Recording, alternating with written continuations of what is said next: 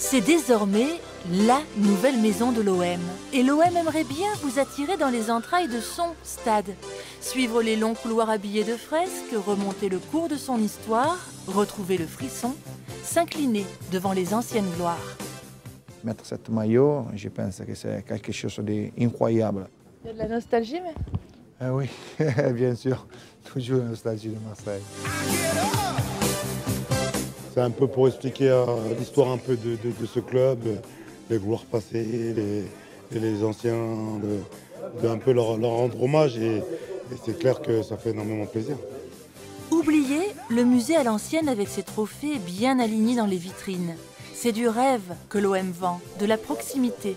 L'intimité des vestiaires, l'accès à l'espace soins, la balnéothérapie. Sympa la piscine, mais apparemment, elle ne sert pas souvent. Après les matchs, non, en général, après les matchs, on se douche vite et on veut partir. Mais c'est sûr que pour la récupération, c'est très bien.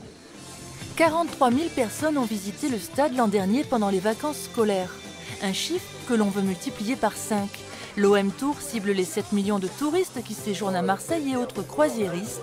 L'OM, une entreprise comme une autre, avec une marque à développer, à l'image du Barça.